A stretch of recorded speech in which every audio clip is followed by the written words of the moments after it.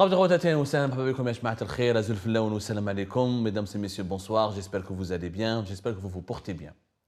Maroc par-ci, Maroc par-là. Le Maroc est devenu ces 4 dernières années l'un des piliers de la vie médiatique algérienne, voire même une constance de la vie politique algérienne et de la vie même économique. On entend parler du Maroc tout le temps. Et à entendre les dirigeants algériens, le Maroc cause problème parce qu'il menace la sécurité du pays, parce qu'il complote avec d'autres puissances étrangères et régionales contre la sécurité nationale et contre la stabilité de l'Algérie. Maroc serait l'allié d'Israël, il complote avec l'Israël et le Mossad contre l'Algérie, il complote avec les Émirats contre l'Algérie, il complote maintenant avec les pays du Sahel contre l'Algérie. Le complot est présent partout. Le mot complot, c'est peut-être le mot le plus utilisé à chaque fois qu'un média algérien ou qu'un dirigeant algérien parle du Maroc. Mais il s'avère que durant ces 5 dernières années, il y a eu une séquence depuis la rupture des relations diplomatiques entre le Maroc et l'Algérie en 2021, jusqu'à aujourd'hui encore, dans cette séquence terrible pour le Maghreb, on a rarement entendu les Marocains.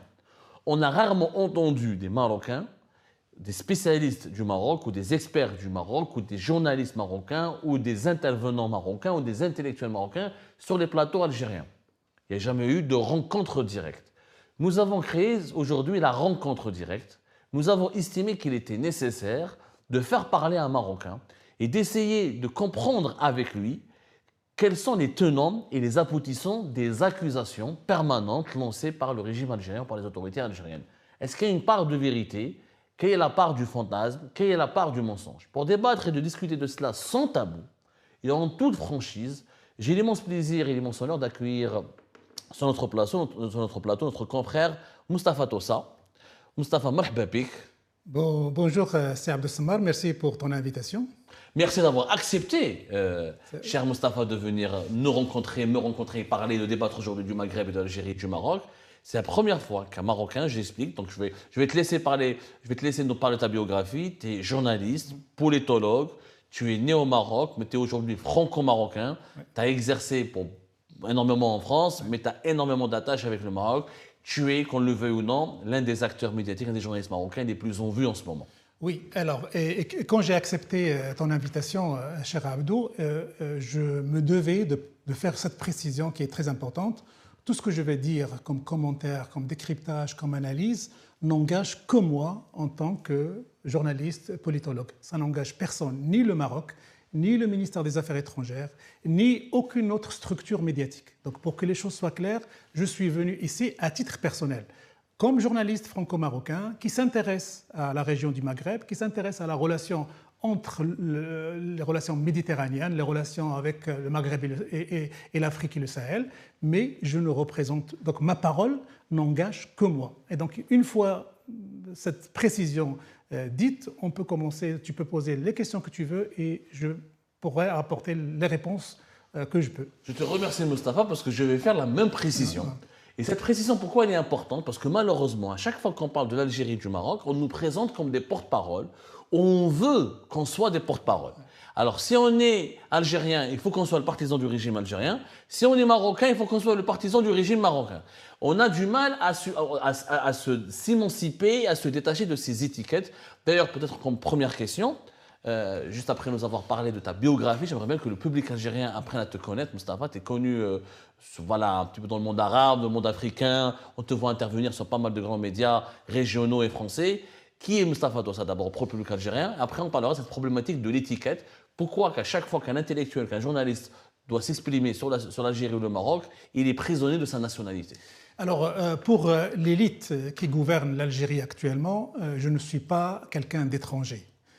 On me suit depuis un certain temps, mes écrits leur parviennent via plusieurs canaux. Peut-être que le public algérien, monsieur tout le monde, ne me connaît pas, mais l'élite qui gouverne et qui dirige me connaît très bien parce que j'ai eu l'occasion à plusieurs reprises d'écrire des articles, d'intervenir sur des plateaux pour parler justement de cette relation conflictuelle entre le Maroc et l'Algérie. Donc je ne dois pas être un inconnu pour la nomenclature algérienne.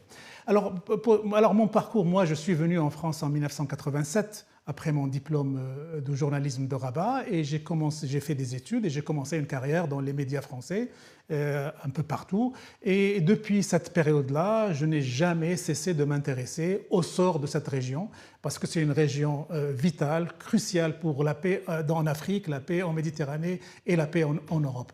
Donc pour un journaliste qui vient du Maroc, jeter un regard critique, curieux sur la relation avec l'Algérie ou avec l'espace africain et sahélien est une nécessité absolue. Donc ça fait des années que je suis cette relation, ça fait des années que j'essaie un petit peu de comprendre pourquoi il y a cette fixation à la limite du morbide du régime algérien contre le Maroc, pourquoi il y a ce blocage terrible qui fait qu'il n'y a aucune possibilité pour le moment de réconciliation entre les deux pays. Pourquoi, au lieu que les choses avancent de manière positive, elles reculent. On est parti de la fermeture des frontières jusqu'à la fermeture de l'espace aérien, jusqu'à la rupture des relations diplomatiques. Donc il y a de quoi interpeller n'importe quel journaliste, encore plus quand il est originaire du Maroc. Donc voilà, c'est un sujet que je suis... Qu'il soit originaire de l'Algérie aussi. Qu'il soit originaire de l'Algérie. Alors justement, Mustapha, tu commences très bien le débat. Du côté marocain, on a l'impression qu'il y a une obsession anti-marocaine en Algérie, qu'il y a une fixation morbide. Or, du côté algérien, on fait le même reproche. Alors, quand on prend ce qui se dit dans les médias marocains sur l'Algérie, il y a beaucoup de titres qui sont présentés, considérés par le public algérien comme anti-algériens. Le matin du Sahara, etc. Quand on parle de l'Algérie, généralement, dans les médias marocains, on n'est pas très, très tendre. Est-ce qu'il n'y a pas aussi, on reproche souvent au régime algérien un engagement, comme tu viens de le qualifier, de morbide, d'obsessionnel envers le Maroc, mais est-ce qu'il n'y a pas aussi un engagement obsessionnel du côté marocain contre l'Algérie et qui serait à l'origine aussi de la dégradation des relations entre les deux pays? Est-ce que l'obsession, est-ce que le discours hostile au Maroc est uniquement, est-ce que l'hostilité dans le discours, elle est uniquement du côté de l'Algérie, honnêtement? Alors si obsession marocaine il y a à l'égard du régime algérien, c'est cette question et cette interrogation.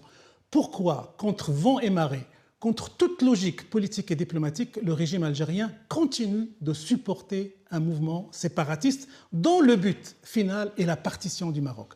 Donc les Marocains ne comprennent pas ça. L'opinion marocaine ne comprend pas ça. L'élite marocaine ne comprend pas ça. Le gouvernement marocain ne comprend pas ça. Pour les Marocains, le régime algérien, je ne parle même pas de l'Algérie parce qu'on viendra plus tard sur un point important, le régime algérien est verrouillé sur ce soutien incompréhensible à l'égard de ce mouvement séparatiste, alors qu'on sait qu'il y a... Tu parles du Front Polisario pour la question du Sahara occidental. Alors qu'on sait qu'il y a une dynamique internationale qui a été lancée depuis des années et qui fait que de moins en moins il y a des soutiens et des reconnaissances à l'égard de ce Front Polisario, de moins en moins il y a une chance minime d'avoir un sixième État au Maghreb.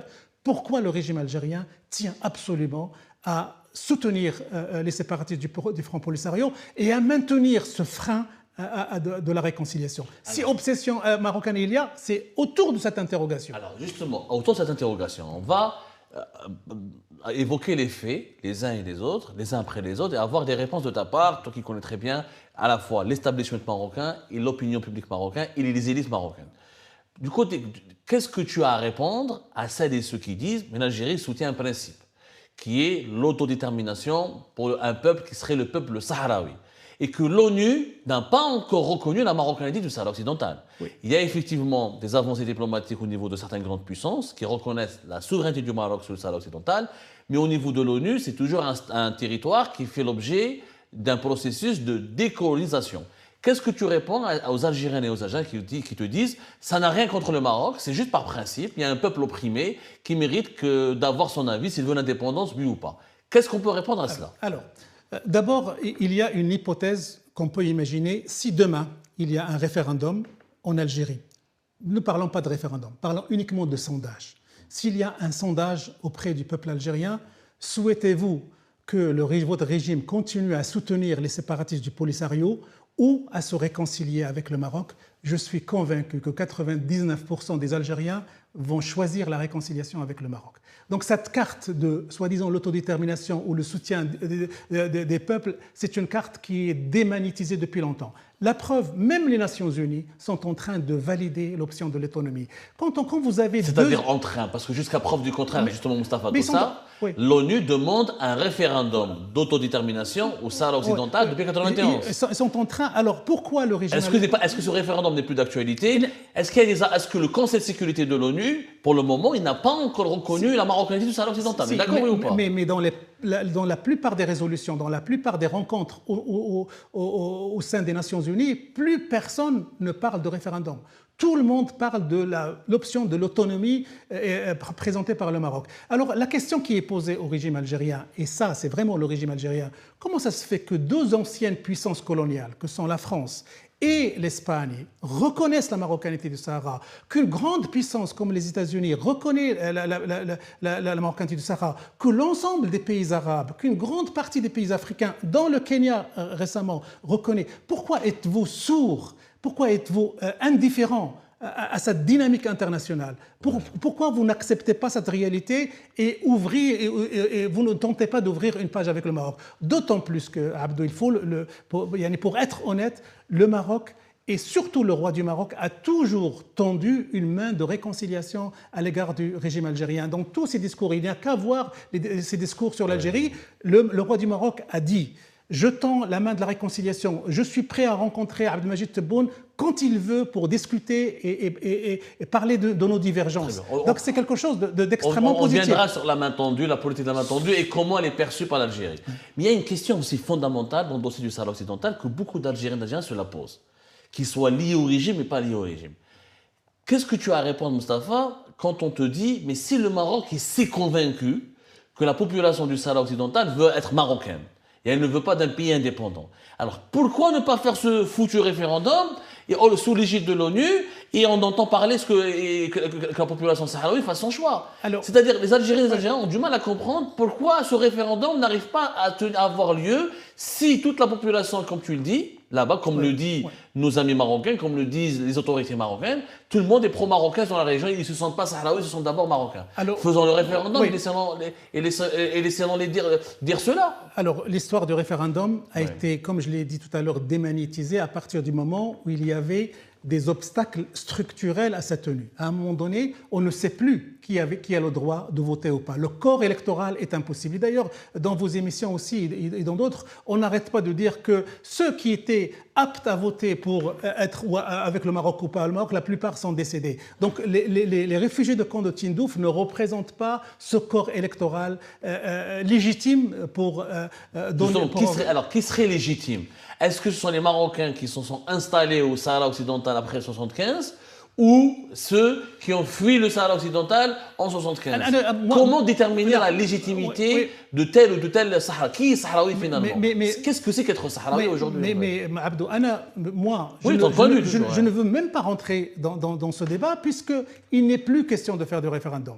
Donc cette idée de référendum, il faut que le régime algérien s'adapte, accepte qu'il n'est plus une carte à jouer pour régler ce conflit. Ce conflit est en train d'être réglé à travers l'option de l'autonomie. Est-ce que le régime algérien va monter dans ce train international qui valide l'option de l'autonomie ou pas? C'est la question qui se pose. Alors, c'est une très bonne question. Justement, même Mustapha. Donc, pour toi, selon toi, aujourd'hui, la communauté internationale est en train de dépasser le stade du référendum de la question du Sahara occidental. L'idée même du référendum... Le Maroc aurait gagné selon toi. Regarde, l'idée même du référendum a été définitivement enterrée. On ne parle aujourd'hui, même aux Nations Unies, d'ailleurs, il n'a qu'à voir... Alors pourquoi la MINURSO est toujours sur place? La MINURSO qui je rappelle, a pour mission de veiller sur l'accord de paix de 91 et de... organiser éventuellement un référendum. Donc pour cela, il faut, à la lumière de ces performances diplomatiques marocaines à l'international, il faut s'attendre à ce que les Nations Unies puissent changer la dénomination et la mission de cette MINURSO. Et il y a une réunion en octobre sur ce sujet-là, et tout le monde s'attend à ce que les outils que les Nations Unies avaient mis à la disposition de ce conflit puissent être adaptés aux nouvelles réalités politiques et diplomatiques. Une chose est sûre, il n'y aura plus de référendum, il n'y a que l'autonomie, qu'on l'accepte ou qu'on ne l'accepte pas. Alors justement, on parle d'autonomie. Quand on parle d'autonomie, Mustapha, est-ce que tu peux nous l'expliquer? Qu'est-ce que c'est? Et pourquoi ce n'est pas appliqué sur le terrain? Parce qu'il y a des Algériennes et des Algériens, notamment j'ai discuté avec des sources algériennes, je discute avec des dirigeants algériens, ils me disent: Abdou, les Marocains nous trompent, c'est des menteurs. Ils parlent d'autonomie, ils ne l'appliquent même pas. Officiellement, aujourd'hui, le Sahara, il est considéré au Maroc comme les provinces du Sud. Oui, mais quand... Il n'y a pas d'autonomie. Aujourd'hui, c'est une annexion, c'est le territoire, il est marocain à 100%. Voilà, il est géré comme une province, comme une partie intégrante du territoire. Oui, mais je pourrais te répondre d'un autre côté qu'on ne peut pas demander de la part des régimes algériens un référendum pour savoir si les Sahraouis voulaient être marocains ou sahraouis, alors qu'on leur a déjà créé une république sahraoui qui a des ambassadeurs, des ministres, des gouvernements. Donc ça c'est à la limite, c'est des jeux de diplomatie politicienne qu'on peut évoquer. L'option de l'autonomie, elle va être réalisée, exécutée à l'issue de ce processus. Et c'est quoi l'autonomie? L'autonomie, c'est que les Sahraouis dans cette région puissent avoir leur propre parlement, leurs propres représentants, leur propre gouvernement local dans le cadre de la souveraineté marocaine. Et quand cette option de l'autonomie a été présentée par le Maroc, c'est dans le cadre d'une décentralisation régionale. Chaque région aura sa propre autonomie administrative. Le Maroc, et d'ailleurs le feu Hassan II avait déjà été célèbre par une phrase: laissez-moi le timbre et le drapeau, tout le reste est négociable. Tout le reste, et savoir l'autonomie politique. Donc on en est là. Mais sur le terrain, elle n'est pas appliquée. Elle va être appliquée. Mais pour le moment, la partie du Sahara où il y a les gens votent, les gens vivent, les gens investissent, les gens mènent leur vie tranquillement. D'ailleurs, il n'y a qu'à voir le développement économique de cette région qui est extrêmement important et immense à constater. L'option de l'autonomie, quand elle va être réalisée, ce sera un schéma politico-administratif. Que faire des Sahraouis qui seraient contre? Qu'est-ce qu'on va faire d'eux?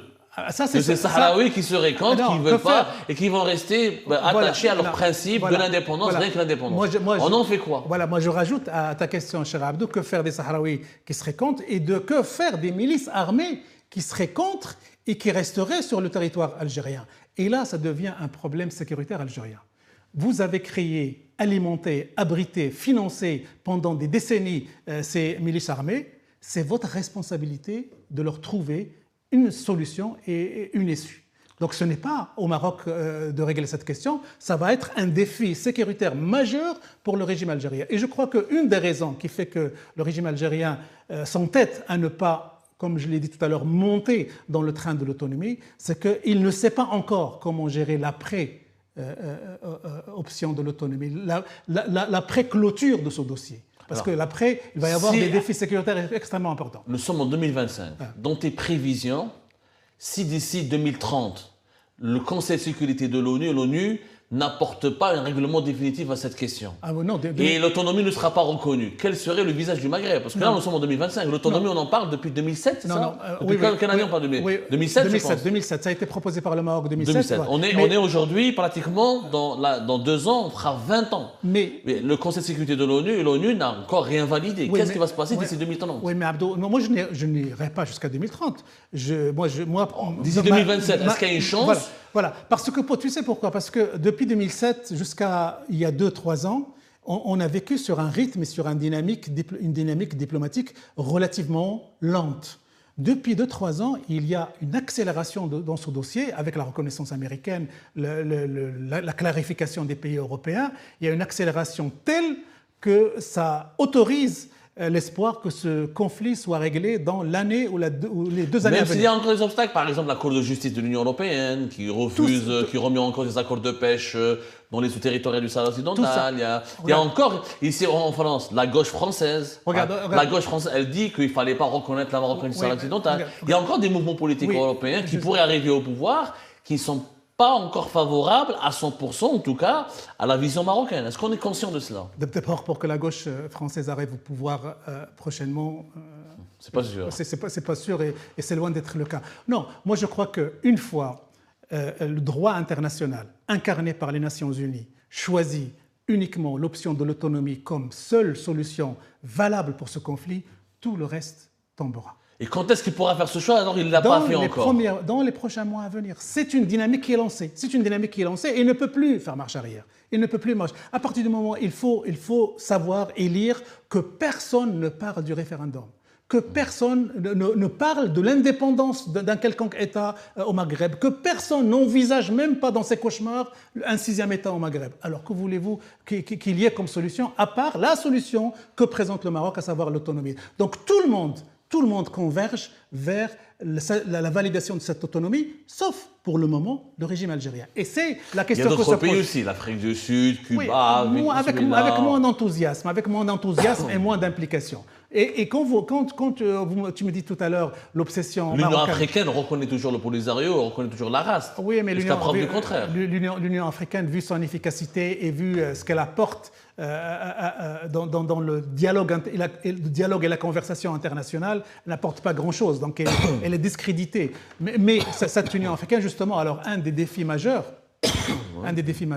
de la diplomatie marocaine, et là moi je l'ai écrit à plusieurs reprises, c'est qu'elle puisse travailler pour convaincre les gens qui ont encore de la sympathie ou de l'empathie vers le Polisario au sein de l'Union africaine, pour les convaincre de les expulser de cette union. Ils n'ont plus leur place dans cette union. Pour le moment, cet objectif n'est pas atteint.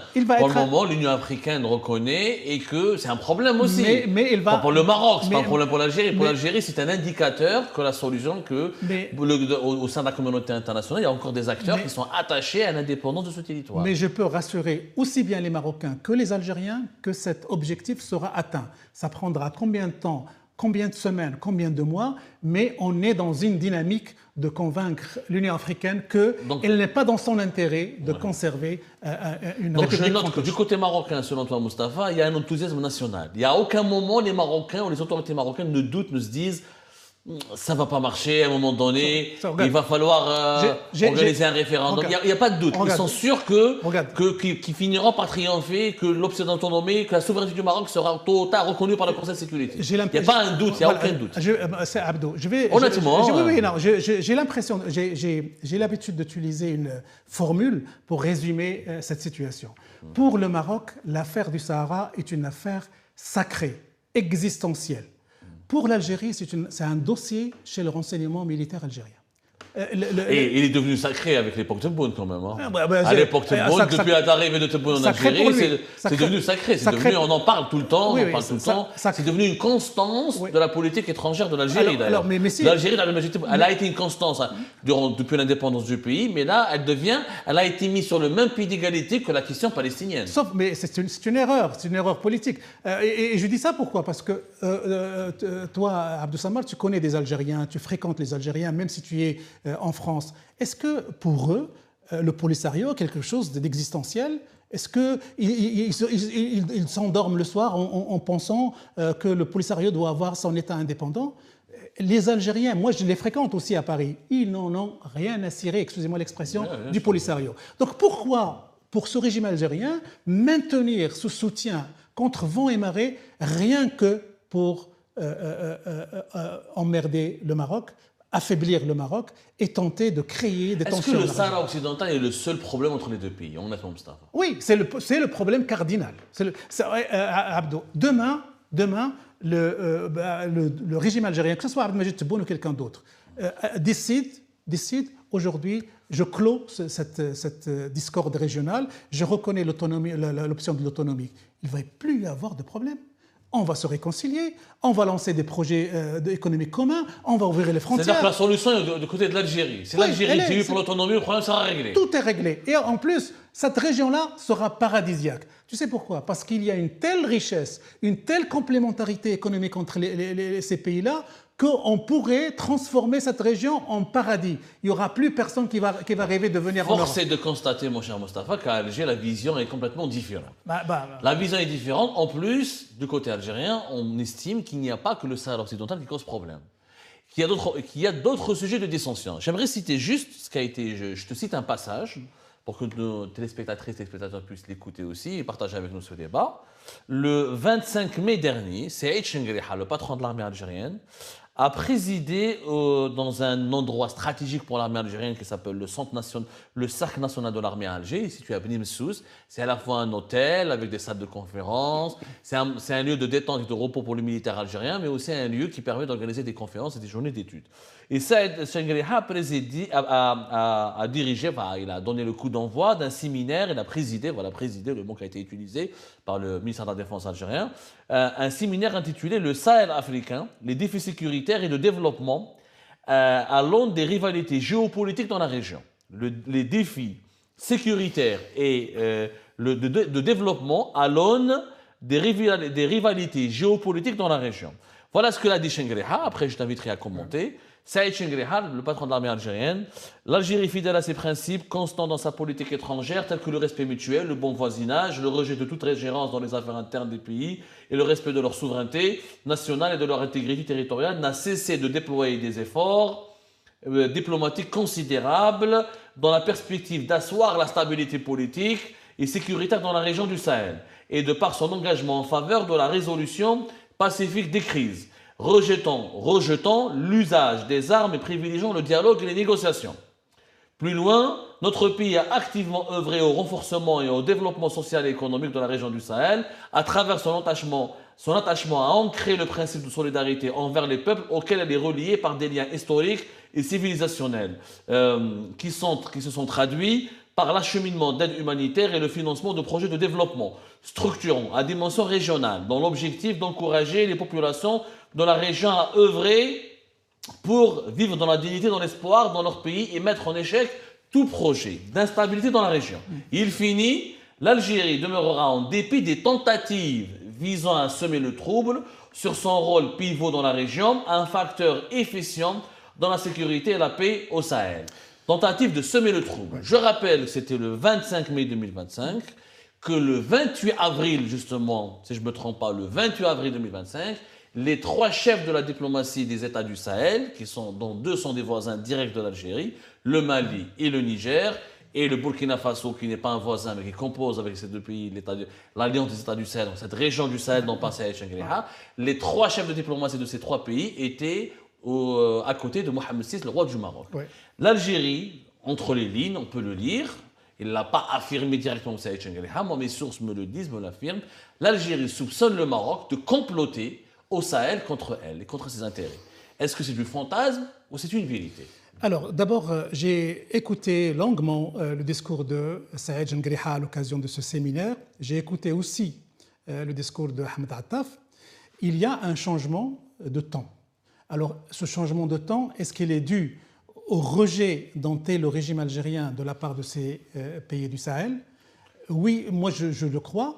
J'espère que les mots utilisés par Chengheriha quand il dit respect des frontières nationales, respect de l'intégrité nationale, ils ne visent pas uniquement les pays du Sahel, parce qu'il faut qu'il pense aussi au Maroc, parce que s'il veut appliquer cette vision sur le Maroc, il doit arrêter immédiatement le financement des milices du Polisario. Parce que les milices du Polisario... C'est pas le même problème, parce que l'Algérie considère que le Sahara n'est pas marocain. Oui, mais elle n'a jamais considéré que le nord du Mali, par exemple, doit être indépendant. Oui. Mais l'Algérie, encore une fois, a s'allie sur la position de l'ONU. Voilà. Elle dit que c'est l'ONU qui a affirmé que ce territoire est un processus de décolonisation. C'est pour ça qu'on soutient un peuple qui veut s'émanciper. L'ONU, en l'occurrence, ne dit pas que le nord du Mali fait l'objet d'un processus de décolonisation. Oui, mais sauf juste pour être très précis. Oui, sauf que le Polisario, il ne vient pas de nulle part.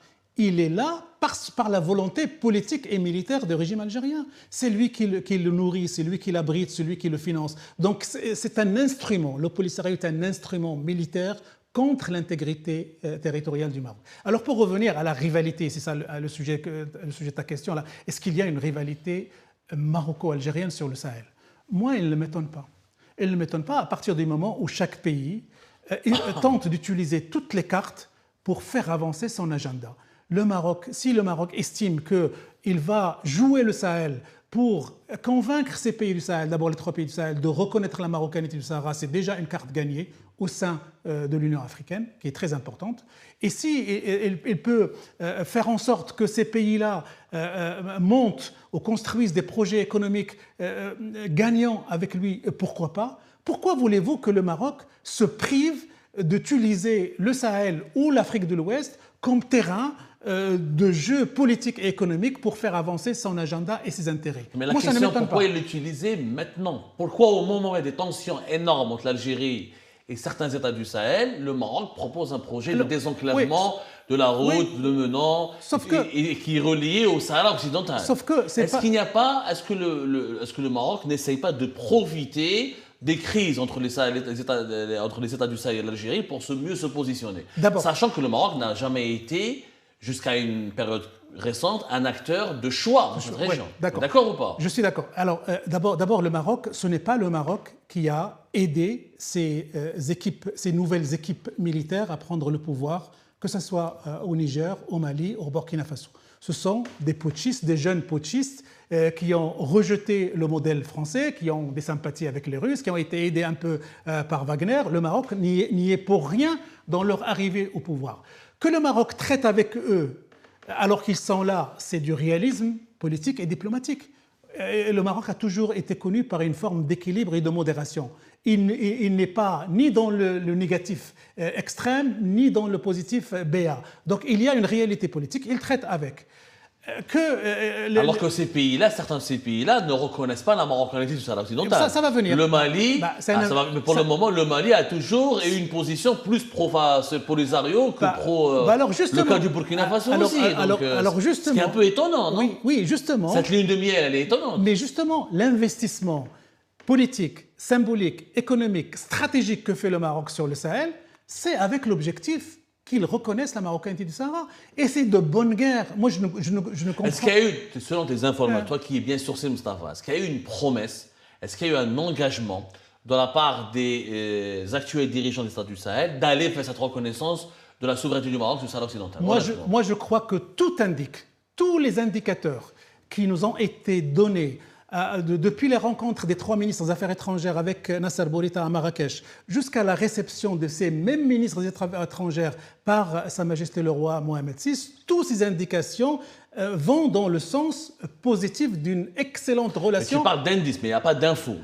Pour le moment, je n'ai pas eu d'informations. Je n'ai pas eu un ministre des Affaires étrangères du Burkina, le Burkina non, le Mali et le Niger me disant Monsieur Tossa, demain nous allons reconnaître la marocanité du Sahara. Mais tout va dans ce sens-là, et moi je trouve que c'est de bonne guerre de la part du Maroc de tout faire pour convaincre les partenaires africains, les acteurs africains de le rejoindre dans sa défense de l'unité territoriale. Et l'initiative atlantique proposée par le Maroc, c'est une bonne chose, c'est un bon argument. Mais est-ce qu'il y a un projet sérieux? Oui, c'est un projet sérieux. Ça nécessite 10 milliards. Non, et la Mauritanie ne s'exprime pas là-dessus. Est-ce que la Mauritanie a donné son accord pour qu'on utilise son territoire? D'abord, il faut reconnaître, Abdo, même si on essaie de ne pas le voir, il y a une nette amélioration des relations entre le Maroc et la Mauritanie.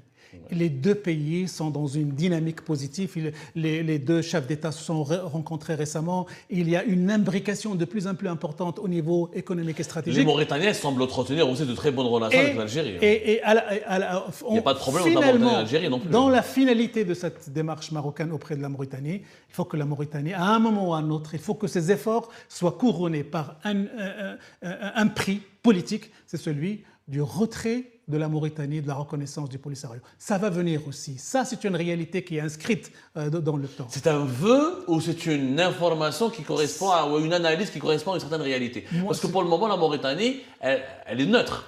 La Mauritanie, elle est neutre, mais elle n'a pas renoncé à la reconnaissance du Polisario pour le moment. Avec tout ce qui vient de se passer sur le plan africain, le Kenya, récemment, tout indique que la Mauritanie ne pourra plus rester dans cette position où elle entretient de bonnes relations avec le Maroc tout en reconnaissant le Polisario. C'est intenable pour la Mauritanie. À un moment ou à un autre, elle va falloir... Pour le moment, elle tient encore. Oui, elle tient encore, mais les choses ne se font pas par une baguette magique. L'investissement diplomatique marocain prend du temps, se fait en toute discrétion et finit par aboutir à des résultats. Alors, pour parler de l'investissement justement marocain au Sahel, est-ce qu'il n'est pas légitime de la part de l'Algérie de craindre cette influence marocaine et même de lui imputer une partie de la responsabilité de la dégradation de la relation entre les deux pays. Quand on voit maintenant que les militaires maliens et du Niger se forment en plus au Maroc, qu'il y ait des aides militaires, qu'il y ait des accords de coopération, que les entreprises marocaines sont de plus en plus présentes, et aujourd'hui, c'est bon, il y a des liens de plus, il y a les dirigeants maliens et du Niger considèrent le Maroc comme l'allié, comme ami, etc. Est-ce que c'est pas légitimement, ça nourrit une crainte de la part de l'Algérie, ça pose des interrogations. Pourquoi le Maroc est en train de s'activer à ce point-là pour, quelque part, disons-le, les Algériens pensent que le Maroc essaie de retourner les îles du Sahel contre l'Algérie. Abdo, d'abord, la présence marocaine dans ces pays ne date pas d'aujourd'hui.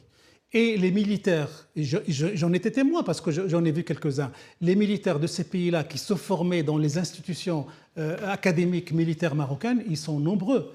La présence religieuse marocaine dans ces régions-là, elle est démontrée. Ce qu'on appelle au Maroc, nous, Imarat al-Mu'minin, a des prolongations à travers des zaouïas et des confréries religieuses dans cette région.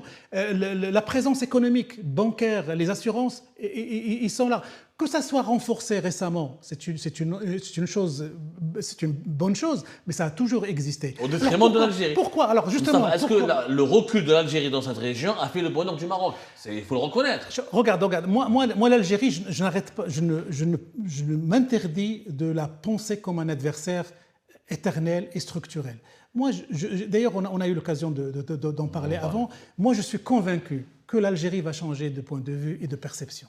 Je suis convaincu que c'est une question de temps. Et elle deviendra amie des pays du Sahel et des pays du Maghreb. Le Maroc utilise, pour revenir à cette rivalité, elle n'est pas dirigée contre l'Algérie, elle est dirigée pour défendre les intérêts marocains, pour convaincre ces pays de l'option de l'autonomie et pour étendre l'influence politique, économique, religieuse, symbolique, civilisationnelle marocaine, ce qui est tout à fait légitime de la part d'un pays qui se pense puissant, qui se pense comme un pays important. Comme c'est légitime de la part de l'Algérie de vouloir protéger son influence et ses intérêts et de ne pas se faire éjecter du Sahel par le Maroc. La rivalité, elle est légitime des deux côtés. Oui, mais il y a une solution. L'Algérie pourrait redevenir une grande puissance africaine avec le Maroc si elle laisse tomber le Polisario. Qu'est-ce qui l'empêche de faire ça? Avant de parler de... Alors, changeons de continent, de l'Afrique, allons vers le Moyen-Orient. Il y a un pays particulièrement qui est cité comme l'un des éléments déclencheurs de la crise entre l'Algérie et le Maroc, c'est les Émirats.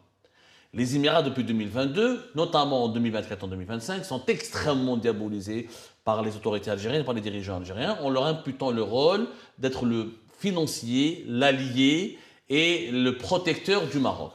Et sur le plan économique, c'est vrai que la situation, elle est un petit peu... Elle a de quoi nous interpeller. Les investissements émiratis au Maroc sont impressionnants. On parle depuis cette semaine, 13 milliards de dollars dans l'énergie, les énergies renouvelables avec Taqa Énergie, ce sont les Émiratis qui pratiquement sont devenus l'un des plus importants fournisseurs d'électricité au Maroc. Les Émiratis ont promis depuis 2022 d'investir dans le grand port de Dakhla, au Sahara occidental, ce que le Maroc appelle le Sahara, ce que l'Algérie appelle le Sahara occidental, pour être un peu plus objectif. Les Émiratis investissent partout, ils donnent des armes au Maroc, etc. Est-ce qu'il n'y a pas un axe Rabat, Abu Dhabi, qui est contre Alger, et Alger se sent encerclé, étouffé et légitimement menacé par cet axe-là? Alors, ce rapport conflictuel entre le régime algérien et les Émirats arabes unis est à composer sur un double niveau. Il y a un niveau interne algérien. Il ne faut pas oublier que feu Bouteflika, que feu Gaïd Salah entretenaient d'excellentes relations avec les Émirats arabes unis. Et je crois qu'une des raisons qui explique la tension actuelle avec le régime algérien, c'est qu'il y a des équipes qui ont des intérêts contradictoires, antagonistes, qu'il y a un règlement de compte interne au régime algérien et qui s'est exprimé sur cette haine à l'égard des Émirats arabes unis. Et il faut vraiment creuser ce paramètre, ce paradigme algéro-algérien sur les Émirats. Puis il y a ici autre chose, le régime algérien n'a jamais pardonné aux Émirats, d'avoir ouvert un consulat à Dakhla, ce qui est un geste extrêmement... Dans quelle année? Je crois il y a quelques années déjà, je n'ai pas les dates, mais il y a 2-3 ans ou plus, d'avoir ouvert d'être un pays partenaire, mais solidement partenaire du Maroc. les investissements gigantesques, le financement des grands chantiers, des grands projets comme le gazoduc Maroc-Nigeria. Les Émirats sont très présents. Leur investissement dans le Sahara marocain de manière structurelle, ça n'a jamais été pardonné de la part du régime algérien aux Émirats arabes unis.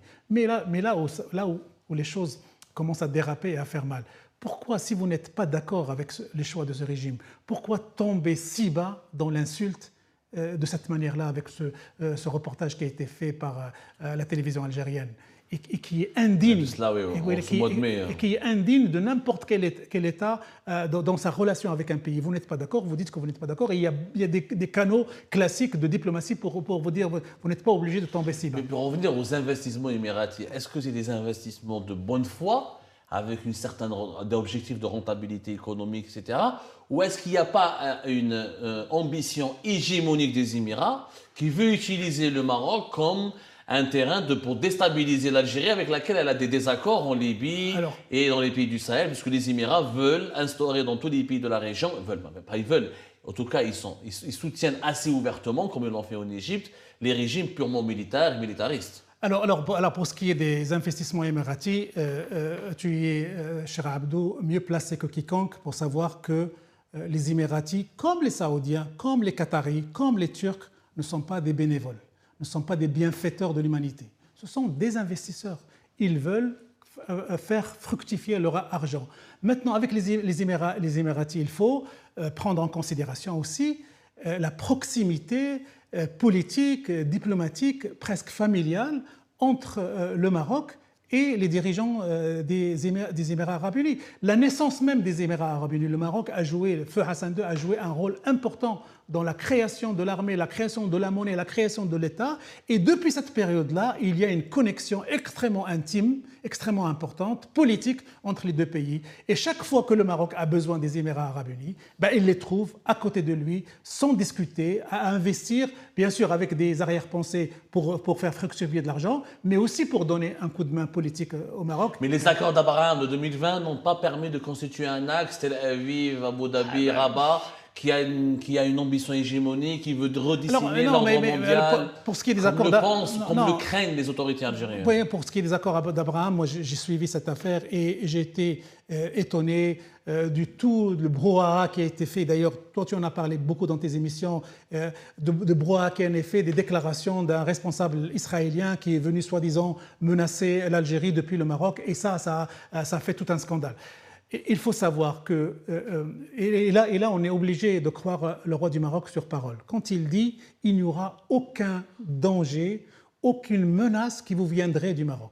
Il faut le croire sur parole. Pourquoi il serait obligé de dire ça de manière aussi directe pour le peuple algérien? Donc ceux qui veulent percevoir et entendre une autre musique, un autre son de cloche, c'est qu'ils sont obsessionnellement fixés sur le Maroc. Le roi du Maroc, le premier magistrat, la plus haute personnalité de l'État, dit au peuple algérien que malgré mes accords ou mes relations avec Israël ou avec d'autres pays, il n'y aura aucune menace pour vous. Qu'est-ce que vous voulez de plus comme garantie? Enfin, ça reste un engagement formel. Un engagement royal. Voilà. Donc il n'y a pas plus... Peut-être que des accords bilatéraux entre les deux pays, comme moi je l'ai proposé, un pacte de non-agression, un accord de paix, serait naturellement, comme le modèle franco-allemand, serait peut-être plus souhaitable et plus pragmatique et plus intéressant. Ça pourrait être possible si Abdelmajid Tebboune avait répondu favorablement à la demande royale de le rencontrer.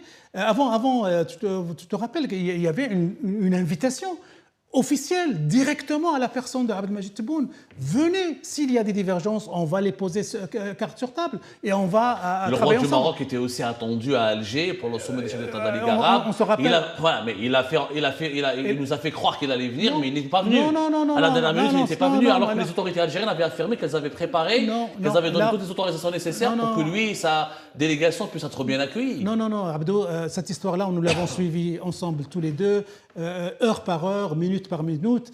Et l'histoire nous montre aujourd'hui que le régime algérien de l'époque ne voulait pas que le roi du Maroc assiste au sommet. Ils ont tout fait pour des complications protocolaires et politiques. S'ils voulaient réellement le recevoir, il aurait agi. Il n'y a jamais eu des feux verts, des préparatifs, des messages. Moi, je peux te garantir, je peux t'assurer, j'ai eu des informations de l'époque que le cortège royal était prêt à partir pour Alger et que tout était préparé pour une participation royale à ce sommet. Mais le régime algérien ne voulait pas pour X raisons. Moi, je crois qu'il y avait une petite guéguerre entre les clans. Il y a ceux qui veulent... En fait, je ne t'apprends rien. À l'intérieur de l'institution militaire algérienne, il y a ceux qui veulent la normalisation avec le Maroc, ceux qui veulent la guerre avec le Maroc, ceux qui veulent le statu quo. Donc, il y a cette guerre des clans qui fait qu'il n'y a pas une visibilité, il n'y a pas une cohérence dans la diplomatie algérienne. Et il y a des contradictions apparentes. On peut prendre une décision et le lendemain prendre le contraire. Donc ça, c'est propre au régime algérien. On va aborder le dernier dossier qui peut être de cette émission, parce qu'on ne pourra pas tout dire sur les relations algéro-marocaines. Il faudra une série d'émissions. D'ailleurs, tu es cordialement invité, Moustapha, à revenir. On va essayer d'organiser tout ça. Et aussi, on va terminer avec le dossier de la France. Ouais. Alors, depuis que la France a reconnu la souveraineté du Maroc sur le Sahara occidental, c'est devenu une crise historique inédite et aussi hystérique entre l'Algérie et la France. Est-ce que le Maroc n'est pas finalement le responsable de cette crise hystérique et historique? Non. Alors, le Maroc responsable... Entre l'Algérie et la France. Regarde. Le Maroc il y avait un discours royal, je ne me rappelle plus de la date, mais il est historique. Il avait dit dans ce discours, le roi, en parlant à tout le monde, à toutes les capitales, et particulièrement à Paris, nous allons prendre une décision stratégique, à savoir établir des relations diplomatiques, économiques avec des pays en fonction de leur positionnement sur le Sahara. Ça, c'est un choix souverain. Et tous les Marocains ont compris ça. Et le message était pour Paris. Paris, qui a longtemps été dans la zone grise, zone de confort. Alors que c'est le premier pays qui a soutenu l'option de l'autonomie. Voilà. L'autonomie, elle est soutenue par la... Oui, elle tenait le manche par le milieu. Elle disait aux Algériens ce qu'ils voulaient entendre, elle disait aux Marocains ce qu'ils voulaient entendre. Et le Maroc n'a pas supporté cette situation. Il leur a dit, êtes-vous convaincus que le Sahara est marocain, oui ou non? Êtes-vous pour la naissance d'un 6e État au Maghreb, oui ou non? Voulez-vous sortir de ce côté obscur, de cette utilisation politicienne de cette affaire, oui ou non? Et finalement, Emmanuel Macron a eu la sagesse de sortir de cette obscurité. Pourquoi à ce moment-là? Pourquoi Emmanuel Macron a attendu 2024, juste avant pratiquement la dernière année du mandat présidentiel de Tebboune, jusqu'avant quelques mois de l'organisation des élections présidentielles anticipées en Algérie? Qu'est-ce qui s'est passé réellement? Deux raisons. Alors qu'Emmanuel Macron était un pro-algérien. Il n'a jamais été pro-marocain. Il faudrait rendre à ce qui appartient à César. Macron, notamment durant son deuxième mandat, a clairement eu des orientations et des choix favorables à l'Algérie. Deux raisons, Abdou Samar, et ça, tu le connais, je crois, mieux que moi. La première, c'est que Emmanuel Macron a été déçu par le régime algérien. Il lui a tout donné. Il n'a rien reçu en échange. Ça, c'est la première raison. La deuxième raison, c'est le constat que si la France restait au bord de cette dynamique internationale qui est en train de se faire au Sahara, dynamique politique et économique, elle perdrait beaucoup de choses. Macron n'a gagné n'a rien gagné avec l'Algérie et il ne voulait pas perdre le Maroc.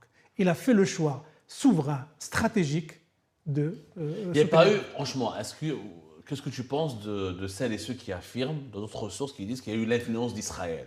Comme il y a eu le conflit au Proche-Orient, comme Israël était épinglé par ce qui se passait à Gaza, etc., il fallait faire un choix entre un pays qui a accepté les accords d'Abraham et qui a accepté de normaliser ses relations avec Israël. Je crois que le rôle d'Israël est exagéré dans ces histoires-là.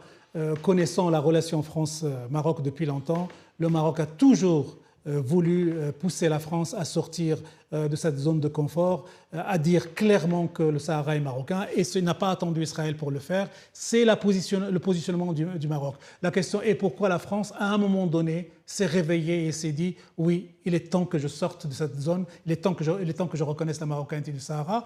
Et ça a été une énorme victoire diplomatique, une performance marocaine, parce que pourquoi la France est très important? Parce que la France est l'ancienne puissance coloniale. C'est la France qui détient la mémoire, les archives, de cette géographie et de cette histoire. Et que ce pays-là puisse reconnaître la marocanité du Sahara, c'est extrêmement important. Et c'est ce qui a fait mal au régime algérien qui a réagi de manière hystérique, épidermique, sanguine. La preuve, tu as vu l'état des relations entre Paris et Alger. On ne sait même plus si on va vers les ruptures des relations diplomatiques. On ne sait même plus le scénario qui va faire... Alors que sur la question du Maroc, il y a eu une évolution de la part de la position algérienne, puisque Abdelmadjid Tebboune, en fin mars 2025, a bien reconnu que l'amitié entre la France et le Maroc ne dérange plus l'Algérie, ne dérange pas l'Algérie, à condition qu'elle respecte un certain cadre de l'égalité internationale. Non. Donc il a quand même reconnu ouvertement que si la France veut être l'ami du Maroc, c'est pas vrai, c'est pas un problème, juste ça se passe pas au détriment de la légalité internationale et des intérêts de l'Algérie. Il semble qu'il y a eu une concession de part et d'autre sur ce sujet-là. D'ailleurs, mais en fait, franchement, j'aimerais vraiment qu'on termine cette question, Mustapha. Est-ce que tout ce qui s'est passé de 2021 à aujourd'hui a alimenté un sentiment anti-algérien au sein de la population marocaine? Certains interlocuteurs nous disent qu'au Maroc, on commence à ne pas du tout aimer les Algériennes et les Algériens. Quand les matchs d'équipe nationale de l'Algérie se jouent, les Marocains soutiennent l'équipe adverse, etc. Et on a vu des images de Marocains qui défilent lorsque l'Algérie a été éliminée de la Coupe d'Afrique. On a vu des Algériens qui ont défilé lorsque le Maroc a été éliminé plus tard. Est-ce que les peuples ont été entraînés, finalement, et sont tombés dans le piège de cette haine? Est-ce que c'est une réalité au Maroc comme en Algérie ou c'est une peur exagérée? Moi, je crois, à mon sens, et suivant un petit peu ces affaires de près, je crois que cet effet-là dont tu parles est amplifié par les réseaux sociaux. Dans la réalité, les Marocains veulent avoir une relation de bon voisinage avec les Algériens, mais à condition que l'Algérie arrête de soutenir les séparatistes du Polisario. Moi, je suis convaincu, Abdo, et puisqu'on termine cette émission, je suis convaincu que si demain, les Algériens, le régime algérien, décide de suivre l'option de l'autonomie, de se réconcilier avec le Maroc, tout redeviendra plus paradisiaque qu'avant. Mais ça, la question, et on revient à la même question, qu'est-ce qui empêche le régime algérien de le faire? Pourquoi? Pourquoi perdre tout cet argent? Pourquoi organiser toute cette hémorragie de l'économie algérienne au profit d'un but Ça mériterait chimérique.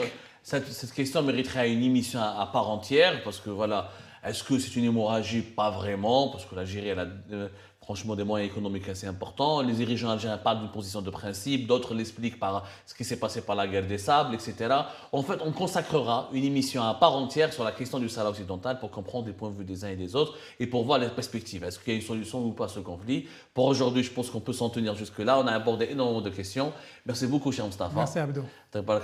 Merci beaucoup. Merci à nos téléspectatrices et téléspectateurs. Je souhaite que le débat puisse se poursuivre sur les différents supports d'Algérie Part et sur les autres supports des réseaux sociaux qui vont reprendre parce qu'on est très repris au Maroc et en Algérie. Je souhaite juste que le débat puisse se poursuivre dans la sérénité, loin des insultes et des excès malheureux de chauvinisme. Vive la paix au Maghreb, vive les Algériens, vive les Marocains. Nous sommes deux peuples frères et je pense que cette fraternité, si elle peut commencer déjà sur des plateaux comme le nôtre, elle pourrait peut-être se réaliser un jour au plus haut sommet des États. Prenez soin de vous. À la prochaine.